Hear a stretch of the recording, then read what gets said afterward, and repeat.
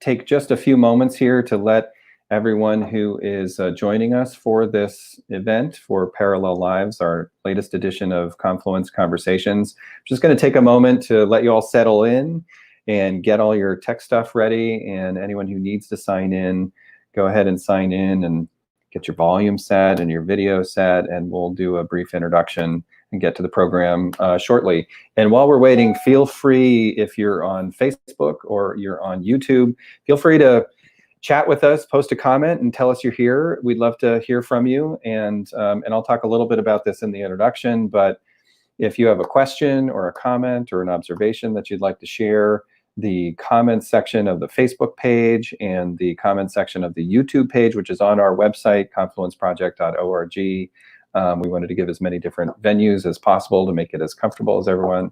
And that's so great. I can see these comments when they're coming up through this live stream technology. And let us know you're here. And if you have any questions, we will pose them during the live Q&A session after the recorded program.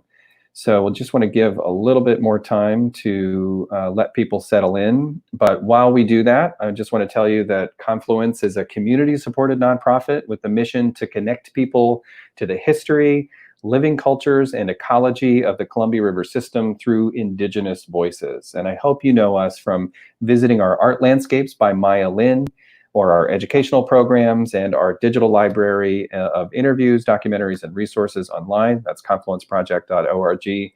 And we also do community gatherings like this one. And these days, of course, we're doing everything online. So, and as a matter of fact, this could be actually our biggest audience yet, judging by the number of RSVPs and signups that we got to get that reminder email.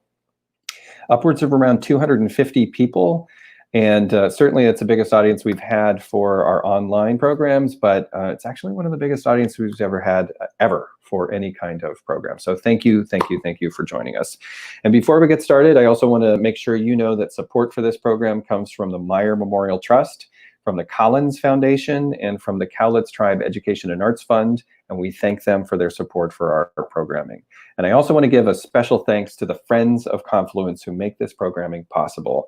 If you think elevating Indigenous voices is important and you are not yet a friend of Confluence, take a moment during the program, afterwards, anytime, go to our website, confluenceproject.org, and join our cause. Thank you for doing that. And thank you to all of the Friends of Confluence who make this possible. And now we'll begin with Parallel Lives along Nichiwana.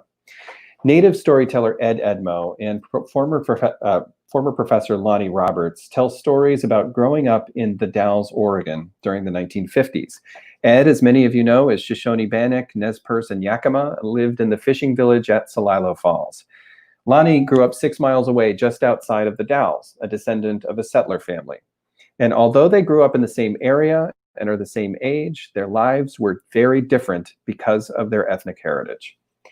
Their story first appeared as a chapter book in Seeing Color, Indigenous People and Racialized Ethnic Minorities in Oregon. And we'll have a link to that book, so if you want to check it out. It's a really great book, and it's well worth your while.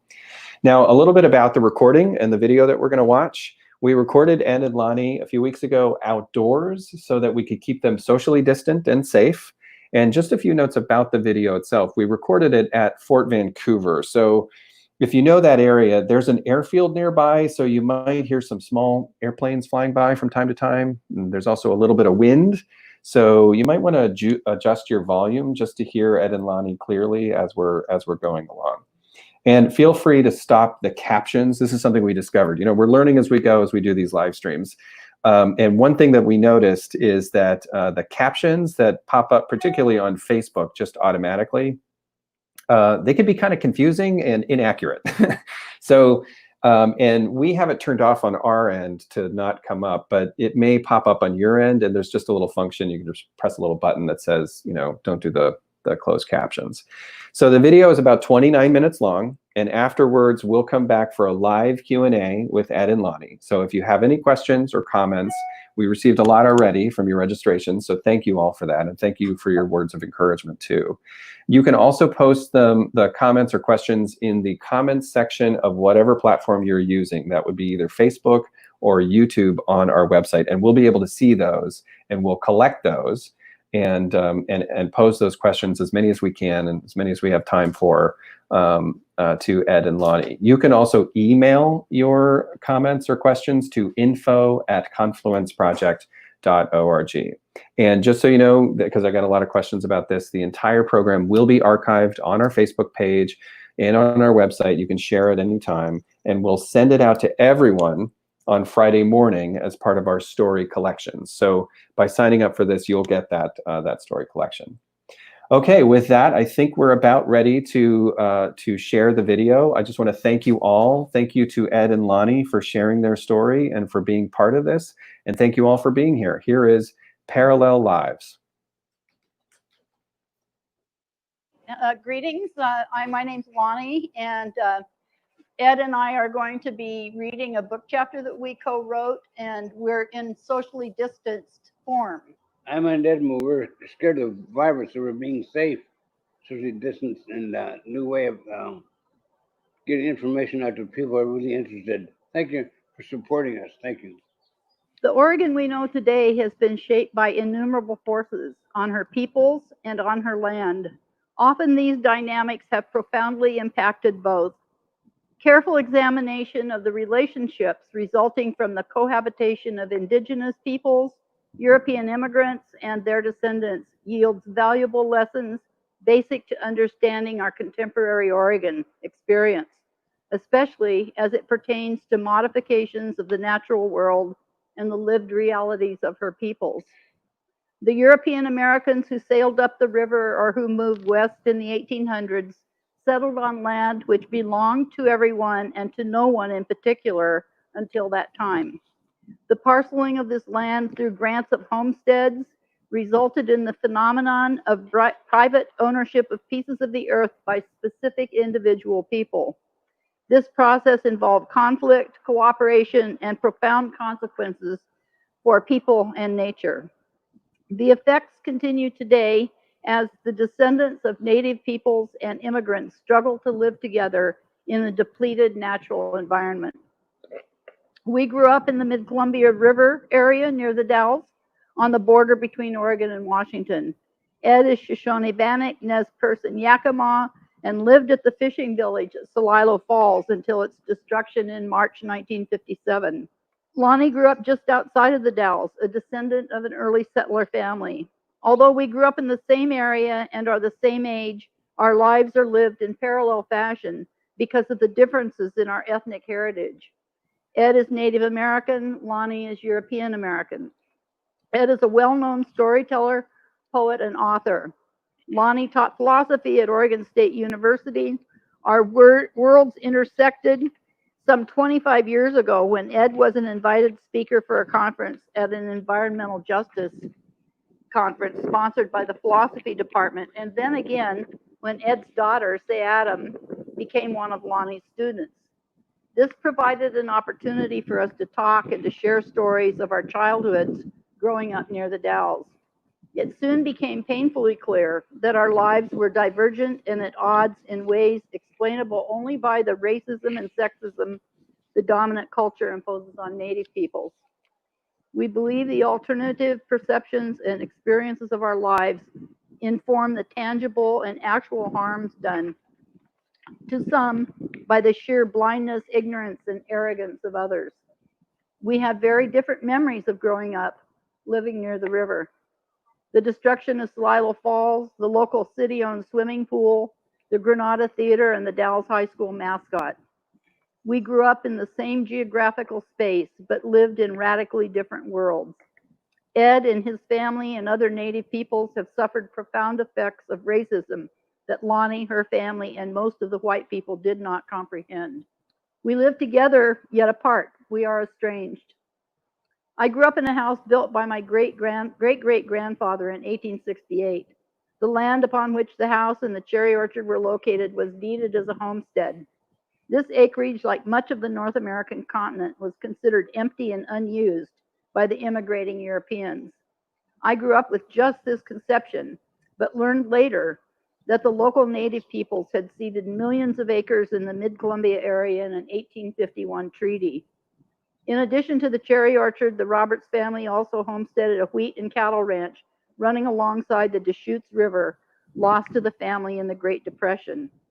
My great-grandfather served in the Oregon legislature in the 1920s, and the room at the back of the Congregational Church Sanctuary, open for overflow crowds on Christmas and Easter, is dedicated to him as well. I was the fourth generation of my father's family to graduate from the Dalles High School. My roots are deep in the Mid-Columbia region. I was born on the Duck Valley Indian Reservation in Oahu, Nevada in 1946.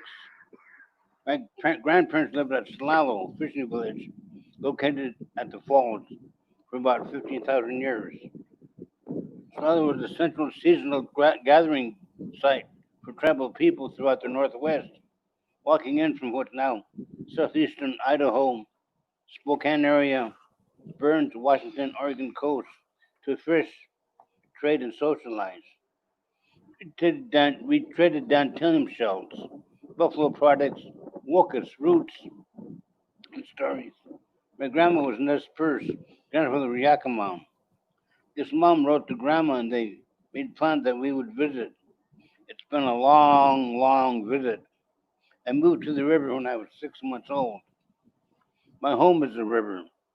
The river was a welcome playmate, which never had to be called in for supper. Sound of river is soothing to my ears like a lullaby.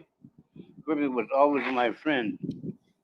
We've been on the river a long, long, long time, fishing, digging roots, hunting along Enchiwana, the big river, as we call the Columbia River. There were legends about white people coming. In my youth at Celilo, my family would talk around the dinner table with the warm, welcome wood stove. When we ran out of food, we went to the missionary's house to eat. Remember that we always had a warm, welcome wood stove in our house. House was built out of discarded railroad ties my father salvaged from the Union Pacific Railroad, where he worked on the section gang. I remember being 3-year-old straw boss, as my brother Frenchie called me. I believe my straw boss authority and fired my brother Frenchie a few times. I learned to read by a coal oil lamp before I started first grade in the Dalles. My mom would give me classic comic books, broke my teeth on classics that described Celilo Falls, Celilo fishermen. You made your nets and tethered the knots, seeing that they held. Little did you know what was to hold you after the sound of water falling over what used to be. Without a doubt, the single most tragic and traumatic wrong done to the Mid-Columbia River and to the peoples who lived there was the flooding of Celilo Falls. Although both of us still grieve this tragic loss, the direct impact and experiences were radically different then and still today. When the government man came, seemed like he was always constipated all the time. He never smiled. Seemed like there weren't any children to greet him at the end of the day with a happy daddy, daddy as he came home from work. Same attitude of the town people. They threw rocks at us with their eyes. They threw rocks with their eyes. That attitude of racism I don't like. My dad, Edward Edmonds Sr., saw the model of Dalles Dam at the Chamber of Commerce downtown. He tried to warn the Indians at Celilo. They scoffed at him, called him old Chinaman because he had his hair short, didn't wear hair in long braids. When the workers began leveling the land for the Railroad Pacific right-of-way, elders remembered when they built Bonneville Dam, they removed and not paid anything. We will stand on our treaty rights, elders said. My father organized Celilo Indian Community Club to get monies for fisheries and homes. I remember one of the meetings were held in people's houses. Henry Thompson, Chief Tommy Thompson's son, told the government man, "You should give us $50 for every board in the drying shed. This is the way we make our living." The government man got angry. "You'll accept our fair offer. If not, I'll go to Judge Weber, condemn your land. You won't see a red cent." White man lived at Moody. He owned a store and gas station. He held out for a high price. If not, when the bulldozer would come, tear down his house and business. I remember the white man standing there, crying in the red bandana. Government man made an example out of him. They would have to accept our fair offer. There was a time when there were no hearings on environmental impact, cultural impact, or anything like that. And the Red Scare, the newest government needed electricity to make aluminums to build ICBM missiles to point at the Russians. It's done in the name of progress. And no one stuck up for anything except for the Democratic Party in Wasco County. The local chapter started the American Revolution, told the government men that we wanted to settle down the Dalles to show the white people what they did to us. Government said, no, we couldn't do that. Didn't know a lot of being speculated for development for hotels and gas stations. When the agreements were that the park we should build a curio shop to sell the beadwork to food and for tourists to stop in. What happened? When I was a girl, about 10 years old, my mom and dad took me to see Celilo Falls. I remember it well because the mood was serious and somber, almost spiritual, very much like it feels at a funeral. My parents explicitly told me that they wanted me to see Celilo Falls because it would never exist again. That impressed me. How could something as huge and powerful and magnificent as Celilo Falls cease to exist? The water roared, the falls were taller than any building I'd ever seen, and the Indian fishermen dangled dangerously over the water, dip netting salmon from the river. My dad explained that the Dalles Dam was near completion, and when it stopped the flow of the mighty Columbia River, the backwater would flood the falls out of existence. This became an actuality in 1957. I have mourned the loss of Celilo Falls my whole life. When I understood what had happened, I used to scare my parents by wishing that someone would blow up the Dalles Dam. I doubt I am the only person who imagined such a thing. I also doubt that the Dalles Dam could be built today in the same location, since an environmental impact statement would be required, and I hope the utter destruction of such a magnificent natural wonder and ancient fishing village would be unthinkable. The cost has been incalculable, both to the natural environment and to the lives of the original peoples who lived there. Not only was a 15,000-year-old fishing village destroyed, but the salmon and the steelhead runs have greatly diminished to the extent that the federal government has proposed counting hatchery salmon in species populations. The dynamic flow of living river has ceased, and in its place is a series of man-made lakes behind the several hydroelectric dams constructed to provide cheap electricity. It seems completely wrong, a mistake, to call the Columbia a river anymore. It was springtime day. My dad took me out of Wishram Elementary to watch the flooding of the Celilo Falls. It was like a bad dream. Something so big, so wonderful was flooded. I'd watched my grandpa fish, my uncle fish. I do believe I'd grow up to be a fisherman. My role models were taken away by the flooding of the falls. Nowadays, I tell legends from the river, tell stories about Celilo Falls. I go fishing for an envelope with a check in it, take to Fred Meyer's and get groceries. I'm a fisherman in a different way. The Natatorium, cool, clear water on a hot day. It is really hot in the Dalles in the summertime. The hottest I can remember was 116 degrees, and there are nights when it does not cool down below the 80s. Relief was available though. Some kids, could go swimming at the Natatorium, more commonly called the Nat. It is a city-owned and operated swimming pool just west of the downtown area. Like lots of kids, my siblings and I walked there nearly every day in the summer. As a child, I did not notice that the Indian kids weren't swimming with us, even on the hottest days. As is all too often the case, people of ethnic minorities are invisible to the dominant culture, and my childhood was no exception. With shame as an adult, I recall that it simply did not occur to me to even notice that kids meant white kids, and no adult in my life pointed out this fact. I sometimes think I can remember Indian kids pressed up against the chain link fence surrounding the pool, looking in at us splashing around for hours in the cool water. I don't know whether this is actually a memory or the result of the guilt I feel. For some reason, a 5-year-old can't understand As Indians were not allowed into the big swimming pool, the deep greenish blue water and high diving boards. If you wanted to get wet, you had to go to the toddler wading pool, even grown men and women.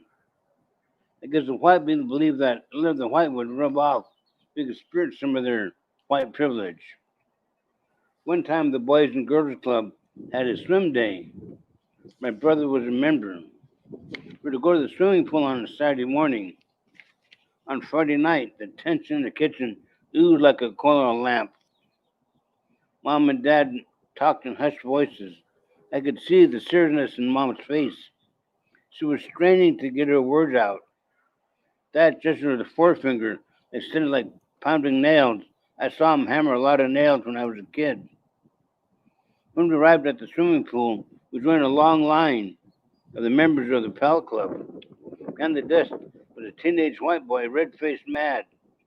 Mr. Warren, the flamboyant leader, had a receipt over his top hat which he wore on special occasions. Finally, a phone call was made to the manager of the pool.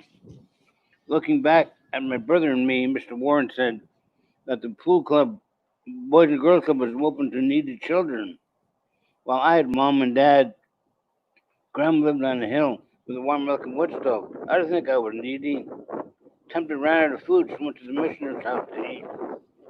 Mr. Warren asked me and my brother the last time we took a bath. This morning, sir. He talked in hushed tone. After a long time, he handed the phone to the hot-faced boy. He slammed the receiver down. There were a lot of cussing. My brother and I went to get our baskets for the clothes. Dirty Indians, one of the boys cursed at us, mad at us. Remember how glad I was when I peeled off my clothes, put on my new bathing suit Mom got me at the J.C. Penney store. Then we took a shower and didn't mind the cold water and marched out tramping to the big pool water. I went down to the shallow end, looked at the wide expanse of greenish blue water, felt like I could walk on water. Well, this worked pretty good till one time Mom was late picking me up. I was standing in the shade by the dressing room. White boys came taunting me. Go back. You don't belong here, dirty savage. Stay in your village, war hoop. We don't want you around here, dirty little Indian. They've been pushing me, grabbing my towel, threw it on the ground, began hitting me. I covered myself, swung haymakers at them. Come haymakers connected, which added to the hostility. When the boy grabbed my arm, pulled around my back, added pressure, I cried out in pain. Just then, Mom drove up with her car horn blaring. White boy saw began running. I tried to run after them, but Mom held me. Never mind. They got small hearts to pick on you. Then I wish I had the power to walk on water. Saturday matinees at the Granada Theater. Another form of entertainment when we were kids was the Granada Theater. The building still exists at the corner of 2nd and Washington Street in the Dalles. In the 1950s, the Saturday matinee drew lots of kids. If my memory serves me well, most of the movies were Westerns, like Roy Rogers, The Lone Ranger and Tonto, Hopalong Cassidy, and others, replete with cowboys and Indians storylines. It was from these movies that we kids drew our inspiration as we played cowboys and Indians in the neighborhood. In retrospect, I can recall that no one wanted to be the Indians. The littlest kids had to be the Indians because the cowboys were always supposed to win. This kind of play was thought of as normal and harmless, but today, as an ethicist who studied how we human beings organize ourselves to harm some of us for the benefits of the others of us, I cannot help but think about how these games and the movies we watched affected our perceptions of the native people in our midst. How could it not have led us to view them as other than us in an irredeemable way? The old movie house in the Dalles was a Granada movie theater. We always sat in the balcony. I was really young.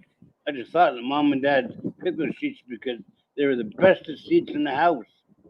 I looked around, saw the Navajos, worked on the railroad, and Japanese who grew crops in Dallasport. One time, my older brother, Frenchie, and me were sitting on the main floor. Usher growled at us. Indian boys have to go up to nigger heaven and heaven to sit. My brother Frenchy pointed at the army uniform. Since the uniform, I fought for the country. This is where I want to.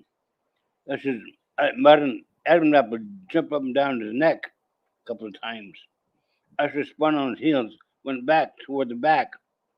Magic came down, large man. I was Jinkle chained his pocket to convince himself of his importance. In the way of sitting nigger heaven and heaven, the manager said, Jinkle and changed his pocket. My brother said, see this uniform? I fought for the country, exiting where I want. My brother Frenchy shouted at the manager. I'm going to call the cops, the manager threatened. Go to call the cops. The cop has a uniform on. I got a uniform on. We even talk man to man, Frenchy said. Manager never called the cops ever since an Indian sat on the main floor of the Granada movie theater. The Dallas High School Indians. Sports teams' uses of Native Americans as mascots is under consideration all over the United States and a lesson I used in my ethics classes. I have had to tell my students with chagrin that my own high school was the Dallas High School Indians, and worse, the mascot image was Chief Wahoo, a grinning cartoon caricature of an Indian complete with a feather. The Portland Oregonian newspaper stopped using such names in the early 1990s, but my high school and others in the state of Oregon continued to use the native names for their teams for a long time. In May 2005, the Enterprise High School student body voted to quit using the Savages as their mascot, and the school board supported this change. In the spring of 2004, the school board in the Dalles was busy combining two school districts. In 1963, the Chenoweth School District had opened its own sports school, its own high school, Watonka, and we students who had gone to school together for years were to split into two groups, the Watonka Eagles and the Dalles Indians. In the recent process of rejoining the two school districts, the name of the new high school and its mascot became heated topics of debates. I decided I had to enter this discussion, so I wrote to the school board chair regarding my wish to have the high school stop using the name Indians and especially to stop using Chief Wahoo as the logo. I enclosed articles my students read in critically analyzing this debate and asked that he share my concerns and the reading material with the rest of the school board. The controversy raged for months, with petitions both for and against the Indians, polls of students in both high schools, public testimony from interested townspeople, and apparently a great deal of communication with individual board members, one of whom said he'd received more than 80 emails. The central argument of those who wanted the school district to retain the Dalles High School Indians was to preserve a proud history. I am a fourth generation graduate of the Dalles High School, and it was my expressed view that there was nothing whatsoever in the historical records encompassing the Indians in the community which was worthy of pride or preservation. To the contrary, the historical past was shameful. Several different decisions about names and mascots were made and rescinded. Only two of the board members ended up agreeing with the view that I and others held. In the end, on June 23, 2004, the school board voted to name the high school the Dalles Watonka Union High School, and they adopted Eagle Indian as their mascot. My brother and I were mascots in the Dallas High School Indian basketball team. I'm not sure what all went with the arrangement for us to be mascots. I know that I speculated that it was the way my father and mother were trying to gain some acceptance of the white community in the Dalles.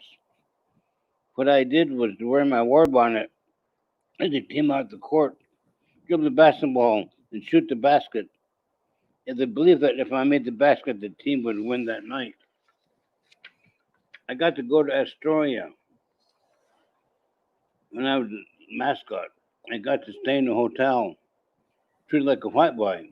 I remember eating at a cafe, not being asked to leave because I was Indian. You know that people do strange things for strange reasons, looking back on my mascot days. The dam had flooded us out. We moved to Richmond, Washington, across where Celilo Village used to be. Basketball team was the Indians also.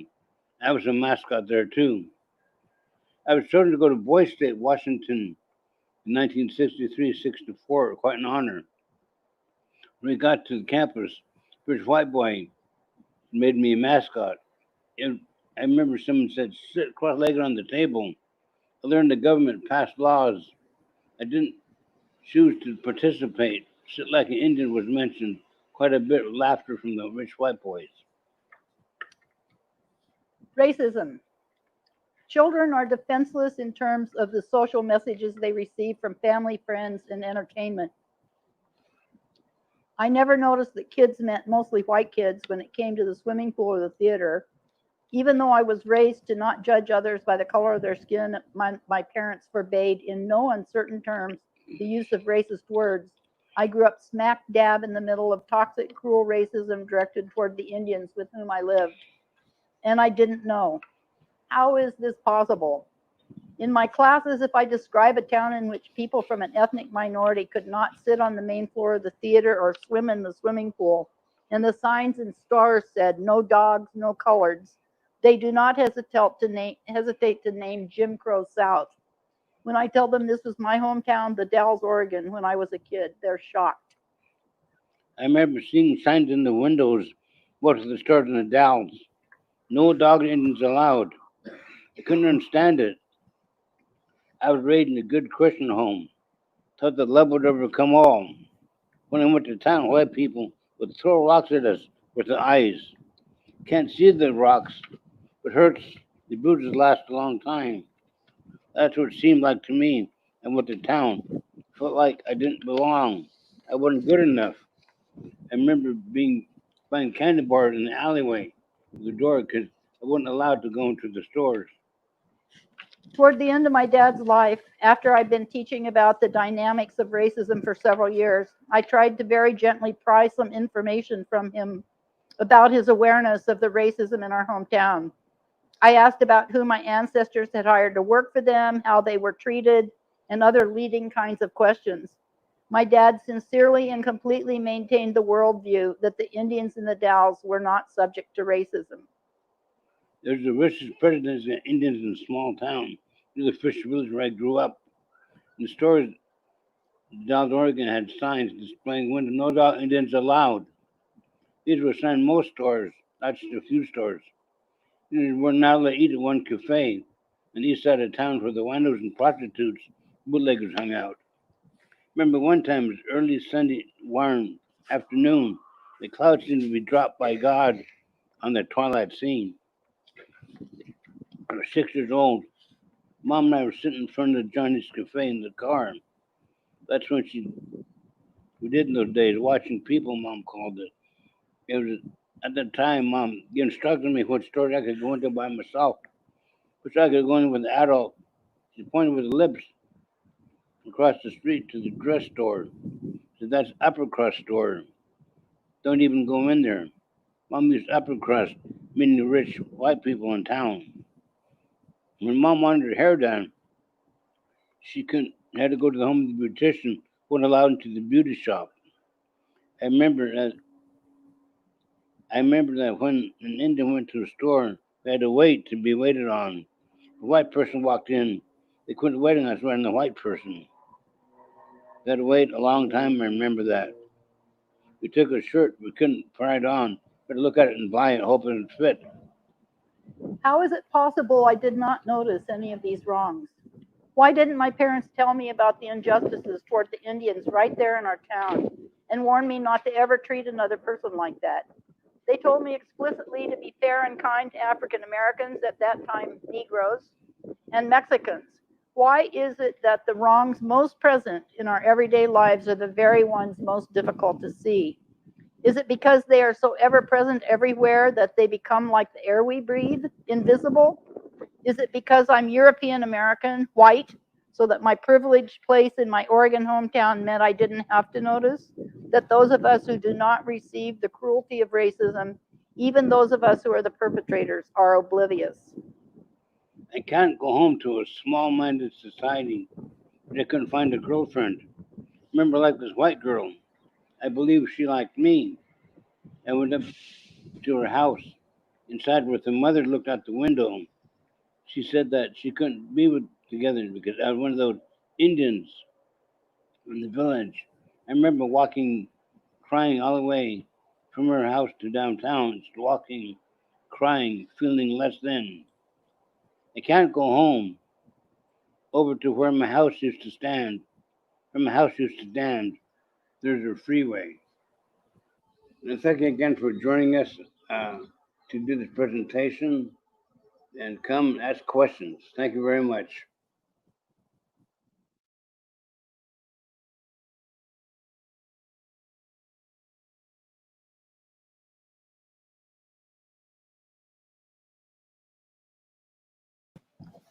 It is a powerful story we've been hearing from Ed Edmo and Lonnie Roberts about growing up in the Dalles. Thank you all for joining us. And Ed's words at the end there are just ringing, where his house was, there's a freeway now, where Celilo Falls once roared. So once again, I'm Colin Fogarty, Executive Director of Confluence, and you're tuned in to Confluence Conversations, Parallel Lives Along the Nichiwana. And this is the live portion of the program. We're gonna have a Q&A session with Ed and Lonnie, and they are waiting in their respective homes. We've got them set up to join us shortly. And if you have any questions or comments or thoughts that you would like to share with the group or share with Ed and Lonnie, please do that now in the live comments section of whatever format you're using. Hello, Ed and Lonnie, how are you doing? Good, yeah. Good. Can you hear us okay? Are we all set technologically? Yeah. For me, yes. Yep, I'm good, yeah. So thank you for sharing your stories, and thank you for being with us here for this live Q&A. And as I was listening to it again, because we did this program live in person in the Dalles last year, and it was a really incredible, powerful program that we were able to do. And when we started, and the whole COVID thing happened, we started to do everything online. This was one of our first things that came up. Well, of course, let's do an online version of this program. It's so important. And that was before all of this turmoil that the country has been going through, these convulsions and protests. And this is a chapter and a story that you all wrote years ago and have been telling for many years. But as the country is going through so much now, what lessons do you think this story has for us in the issues that we face today? Ed, do you wanna start off the discussion? I really hated cops in the Dalles that find a drunk Indian man downtown, push you around, call you wagon burner, war hoop, and cuff me, and they'd grab you by the heels and drag you down the stairs. And come imagine you taking another swing at them, they'd add another charge called resisting arrest. They'd cuff you back up, put the boots to you. You'd go to court, they'd give you a high fine, night served in jail. They knew that they found the need on the river to fish. I saw it happen over and over and over again. I really hated police. In '64, I got out of the hole in Eugene. Cops said, "Remember what happened last night?" I said, "No." He said, "You were doing pretty good, trying to throw your shirts in the booking officer's face." But now it changed my attitude toward them. I still don't trust cops. When I go east of 82nd to teach, I don't go out at night by myself. I don't trust the cops.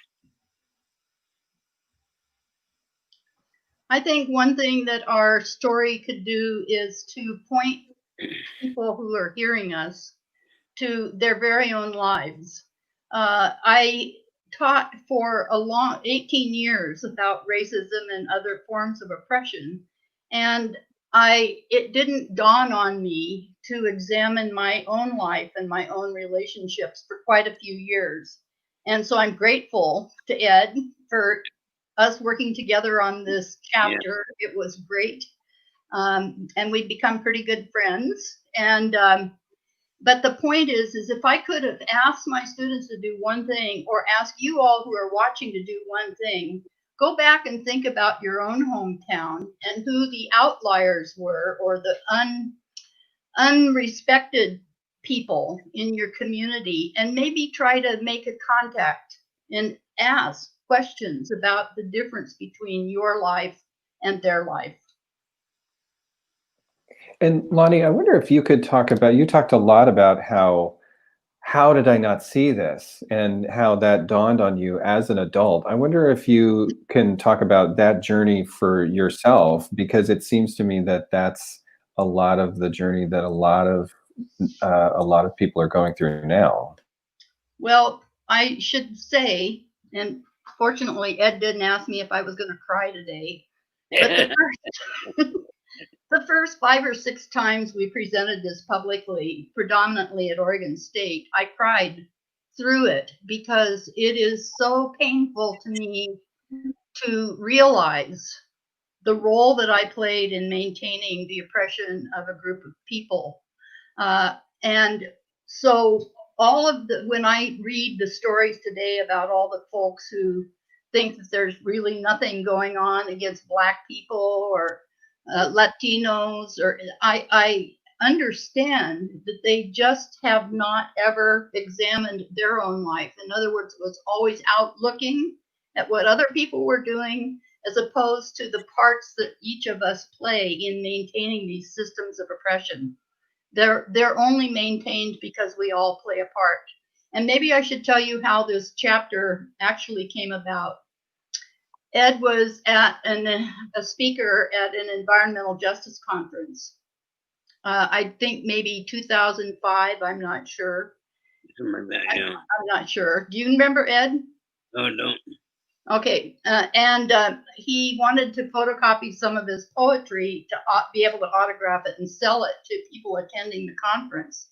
And so we went over to my office at Oregon State and went to the photocopier, and we were photocopying Ed's poetry, and he just simply turned to me and asked me one question that really rocked me back on the heels of my soul. He said, "Lonnie, do you remember when we were kids, Indian kids couldn't swim in the swimming pool?" And I was stunned because I never realized it. I didn't ever notice.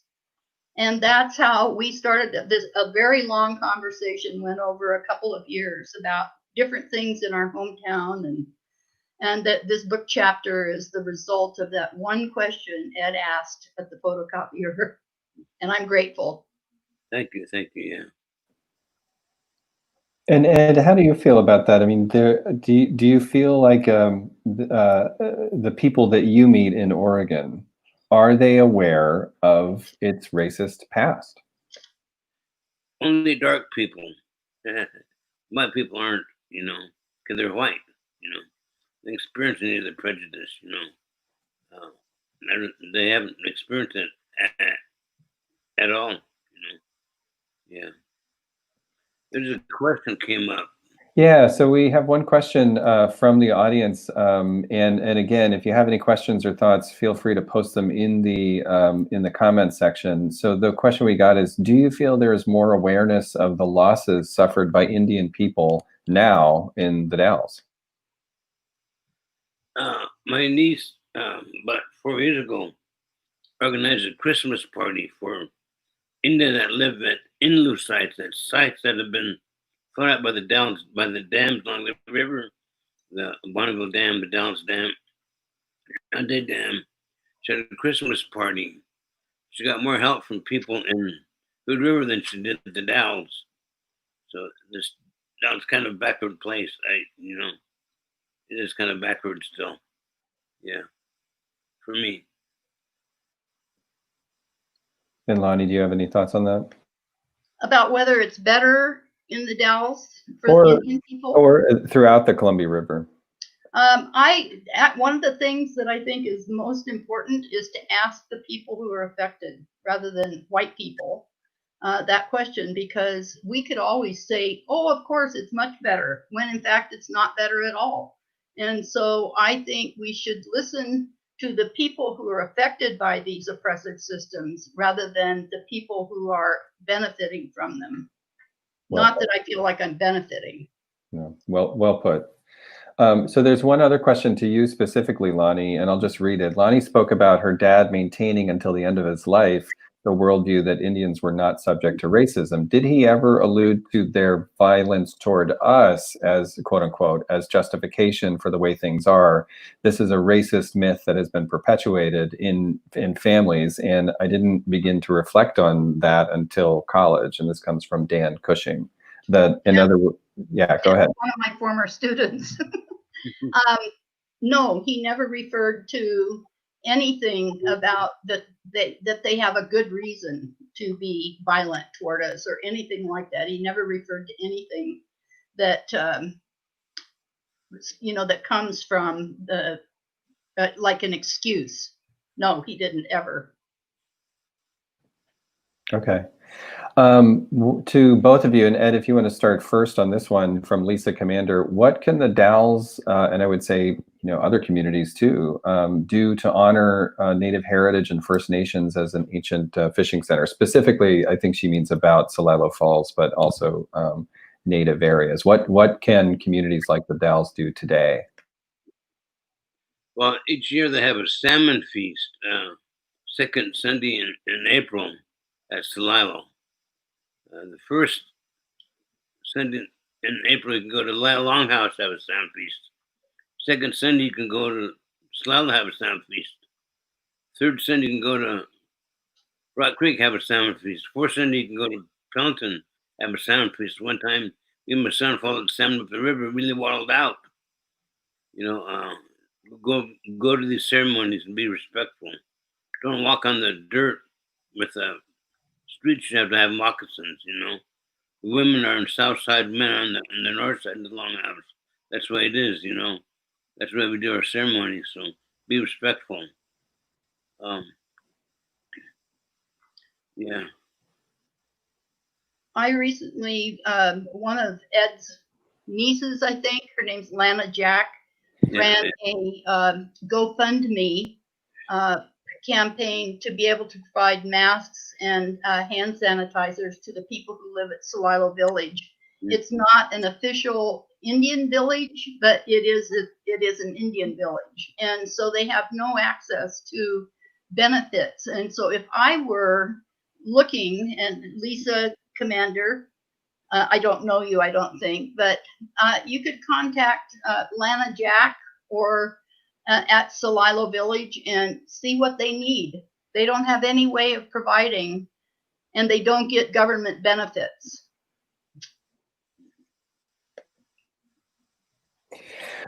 So one other question that we got, and forgive me, I'm going to look around for that we got from the registrations that we got, is alluding to the idea of the flooding of Celilo Falls and what effect that had on the Native community. And it's hard to ask this question because it's so profound, but Rhonda Richardson specifically asks whether there is a correlation between the flooding of Celilo Falls, Ed, if you have thoughts on this, and the rise of alcoholism, domestic violence, child abuse, mental health, and trauma and poverty, and what impact did the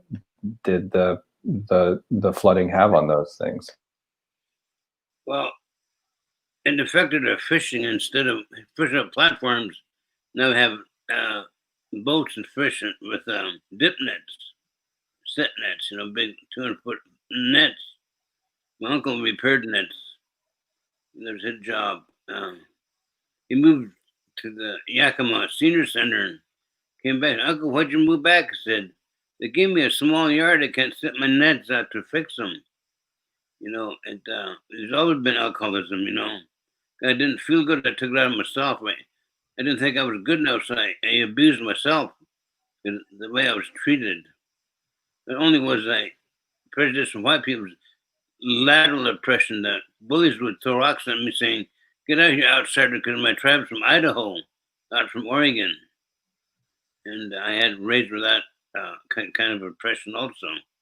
So not only do I have prejudice from white people, prejudice from Indians. There used to be an AA meeting at Salina for quite many years. I used to go down to that. A friend of mine, he's a funny guy. He brought a kegger into the AA meeting, a kegger of root beer. I remember that. We do funny things when we're sober, yeah. But yeah, it's always been PTSD from, like I said, I'm not a fisherman anymore. I thought I'd become a fisherman. My part of the role model was taken away as a male, so that had impact on me. I can't fish anymore, yeah. Yeah. One question that we got to you, Ed, is very specific to Confluence. It's from Bonnie Osborne. It is, do you support the Celilo Park project at Celilo Park, the designed by Maya Lin that's proposed by the Confluence project? Yes, I do. Yeah, I do support that. Also, Nancy Ives and some people are going to write a symphony about Celilo. I'm working with them. They do a symphony about Celilo.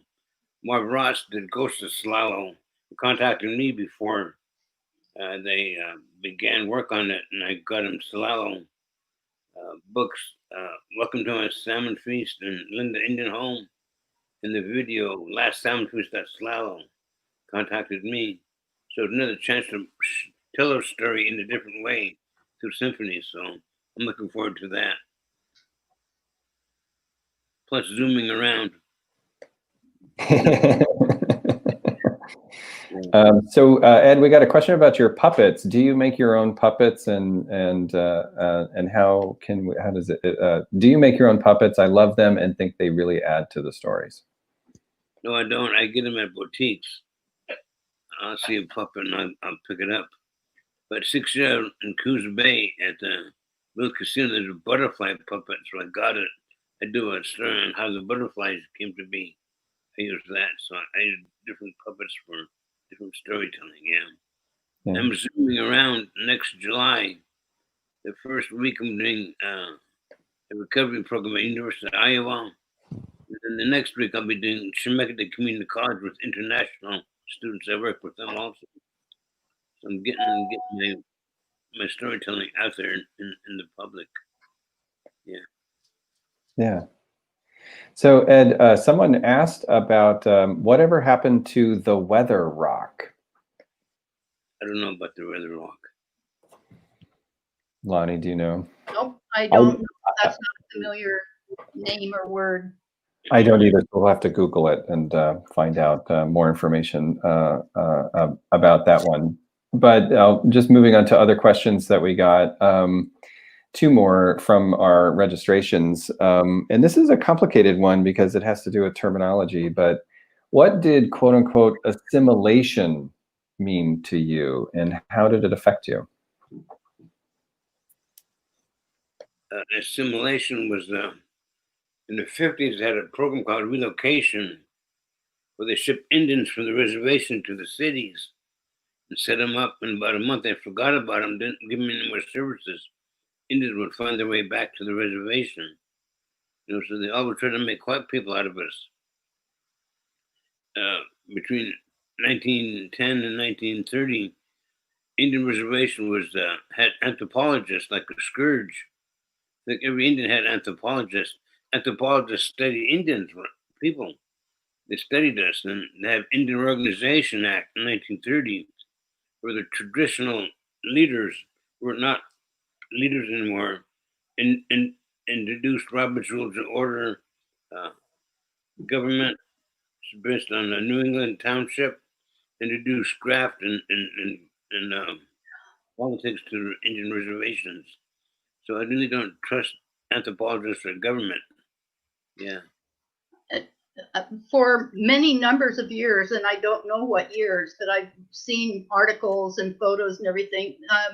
White people used to steal Indian children, take them, and put them in boarding schools and cut their hair, which is a significant violation of some cultures, and force them to dress like white people and learn to speak and read and write in English. And so that was a forced assimilation that I'm not sure how long those children were kept there, maybe until they were young adults. But there's some violent forced assimilation done to indigenous people on this continent. Yeah, it was called Destroy the Indian, Save the Man. a lot of corporal punishment, a lot of sexual abuse. One guy, he was South Dakota, he ran away, he fell into a creek wintertime. He said, I'm glad they found me, even though they beat me up bad, they saved my life, you know.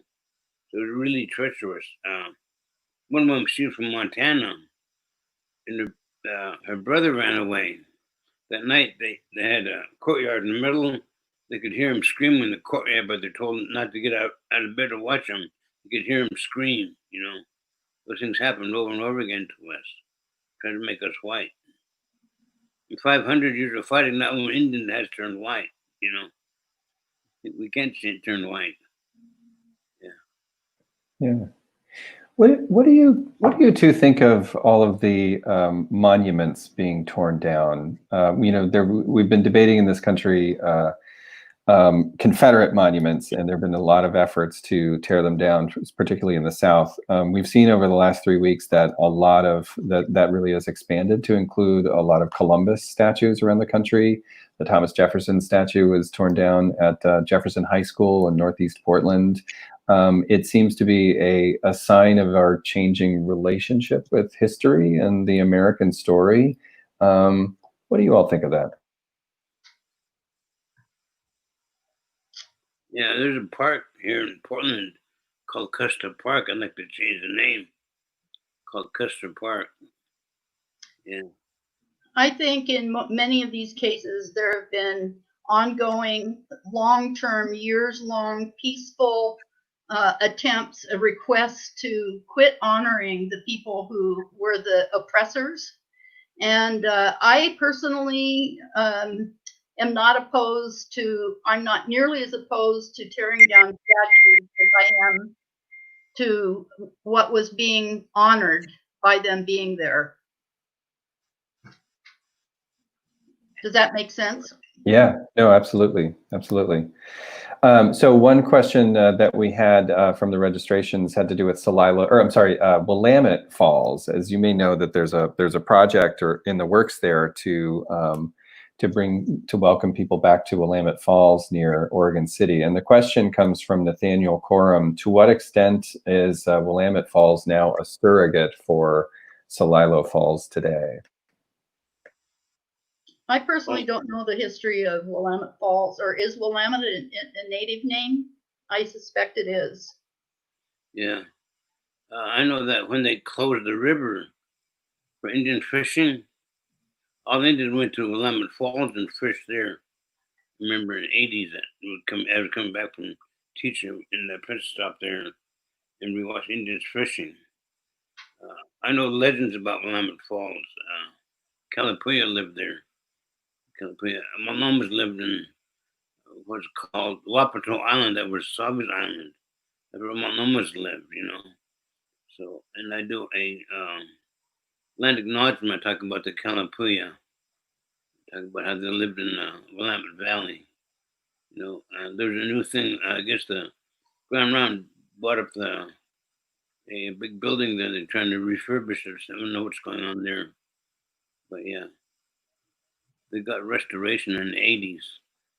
Government had a thing called termination, where they said, "We're not going to honor our treaties, honor our promise to you. We're going to pay you off, give you a lot of money, and forget about you." And Grand Round was second or third to get restored. Celeste was one. Klamath was one. First one was a Menominee, Ada Deer. They were the first one to get restoration, get the rights restored. So it's a long haul to do things like that. Yeah. One question we had from Charles Gallia: what do you both think of the Chemawa School in Salem? Do you have thoughts on that school? It has a long history. I'm going to let Ed go, Ed. Mixed bag. Yeah, I worked. At the U of O in '64 when Chemawa didn't have no college preparation classes or anything. I guess it's changed, you know. A couple years ago, they went to Chemeketa Community College. I did my play, Grandma Truck Cherry, for them in the theater. So they're reaching out to the community. They have a round dance every year. My son sings round dance, and we go to that. So there's cultural things happening. believe there's a sweat lodge on campus too. Yeah. So good and bad. Yeah. I once gave a guest lecture at Chemawa, and it was very, very interesting to me because the students there are Indians from all over, not just Oregon. And but I also understand, at least I've read, that there is quite a lot of harm done to the students there, and I'm not sure of the of the details or the veracity of it, but I just know that there's trouble. Yeah.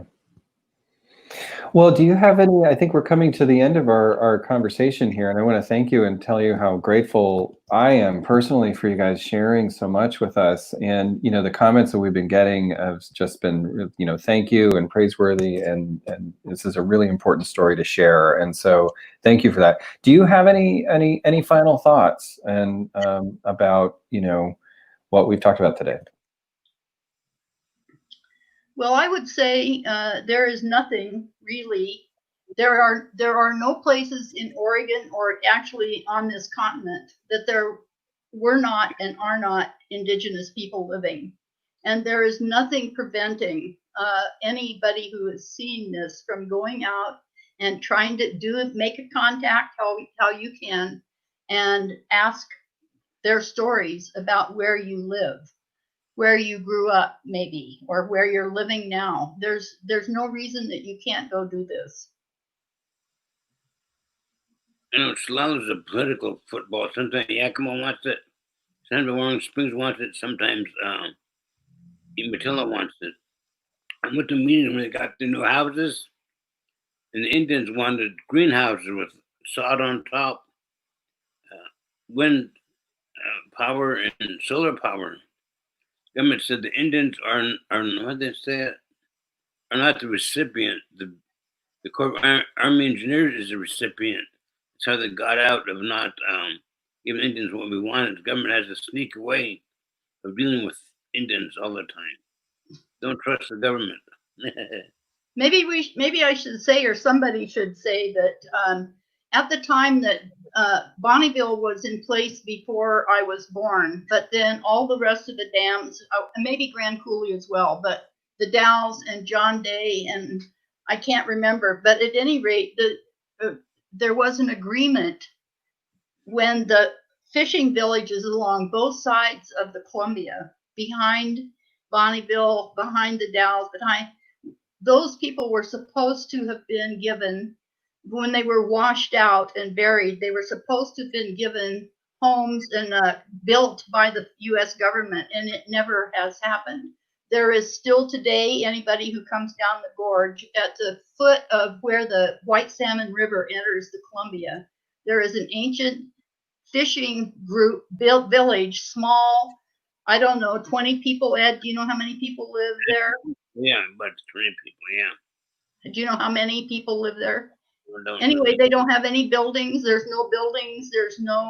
In other words, the federal government has never kept their word. And also, Chief Johnny Jackson, he's a chief of one of the tribes along the river. His house burnt down a couple of years ago, and they brought the fire engines in, took the fire hose up to the fire hydrant. There was no water. His house burnt down. And he said they made us many promises. They built the Bonneville Dam. He remembers that. They never kept one. Yep. And Johnny Jackson. Chief Wilbur Slockish, too. Yeah. They're chiefs along the river. And Chief Olson Meanders in Celilo. Yeah. Well, I want to thank you both for being here, and I appreciate this. I didn't want to interrupt your flow. There was one last question, and if you have any thoughts on this, but it was actually specifically to me about the Celilo Park project, and it was, can you talk about the Celilo Park project and other plans from Martha Sedgwick? And if you remember, when we did this in the Dalles, we had this question too. So just very briefly, for those who are curious about the Celilo Park project and where it stands right now, it is officially on hold, as you know, and you can check this out on our website, confluenceproject.org, if you go to the Riversite section. And The project was designed by Maya Lin in collaboration with the 4 Columbia River Treaty Tribes that have cultural connections to Celilo Falls. That's the Warm Springs, the Umatilla, the Nez Perce, and the Yakima. And the project was moving forward with the blessing and approval of all 4 tribes, as you know. But in 2018, the Yakima Nation rescinded that support, and we were advised by our tribal partners to just wait and just put it on hold, not give up. The Warm Springs, the Nez Perce, and the Yakima and the Umatilla tribes still strongly support the project, and so we have made a commitment to complete that project as best we can. But for now, it's not moving forward unless all 4 tribes are on board with that. So, Colin, what was the Yakima's objection? Well, and I don't want to speak for them at all, but as I understand it, there's a concern about turning Celilo Park in particular, given its cultural significance and its historic significance, of turning it into a tourist destination. That's what I've read. Yes, and our response to that is that we don't want it to be, and the project has gone through many iterations and many designs with the idea of not turning it into a tourist destination, but to turn what is now a dilapidated park into a place of respect, a place for reflection, a place to connect about history, and above all, educate people about Celilo Falls. This is a critical part of Northwest history, and it's largely erased and missing from the common discourse and from people's understanding of the Columbia River system, something that we all have a connection to. And so the purpose of the Celilo Park project is to educate people about Celilo Falls, to honor the indigenous people of the Columbia River system, and to strengthen the tribal presence along the Columbia River, because you go to that park right now and it's pretty much a rest stop. But this is a dialogue, and we try as best we can to follow the principle of we listen to everyone and we respect all voices when it comes to this. It's not an argument. It's a reflection, and it's a discussion. And so I hope I've answered that question. Do you have any thoughts or anything you want to add, Ed? I have a poem called Celilo Fisherman. You made your nest and tested the knots. Little did you know what it was to hold you after the sound of water falling over what used to be. Yeah. Looks like you just got a delivery. Yeah. That's what happens on live streaming. There's Amazon has come through again. That's my boy Elliot. So, okay. Well, thank you, Ed. Thank you so much, Lonnie. We really appreciate it. Thanks, Ed. You. Here's a hug for you, Ed. Yeah. And I'll see you before too long, I'm sure. Thank you, Colin. Oh, no, thank you. The thanks is all ours. Thank you for doing this. Thank you for sharing your story. And I want to make sure before we sign off and before we go, I want to make sure everyone knows that support for this program comes from Meyer Memorial Trust, from the Collins Foundation, and the Cowlitz Tribe Education and Arts Fund. Thank you to them. And I also want to give a special thanks to the Friends of Confluence who make this programming possible. We simply cannot do this without the support of the Friends of Confluence. So thank you. And if you think programs like this are important, please take a moment to go to our website at confluenceprojects.org and join our cause. Thank you for that. Now, I also want to end with, Lonnie, I'm sorry. Were you gonna... Can you tell people how that they can access this whole program after we go off the air?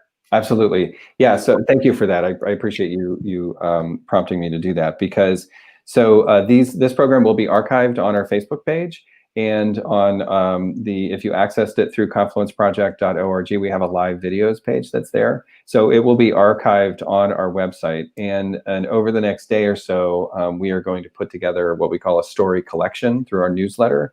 So on Friday morning, we'll send a newsletter out to everyone on our list that includes this video, the whole thing with the live Q&A, as the feature story, with a list of other stories, other resources, other books, and other things related to the topic. It's a story collection. So we'll send that out on Friday morning, and that will have links to everything that was connected, everything that was mentioned here.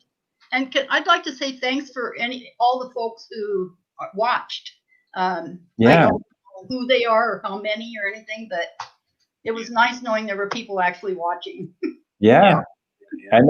And they're still watching, we can tell. So yeah, thank you to our audience. Thank you for taking the time to listen and to be part of this. And I also want to make sure to thank the people that you haven't seen in the program, because I'm just coming here and flapping my gums, but the people who actually put it together are our program manager, Courtney Yelk, and our digital library manager, Lily Hart. And thanks also to our filmmaker who filmed the story out there at the gazebo at Fort Vancouver, Woodrow Hunt of Thule Films. Thank you for that. And thank you for joining us. And to everyone, stay healthy and take care. See you again. Bye. Bye-bye. Bye, Ed. Bye. Bye. Bye.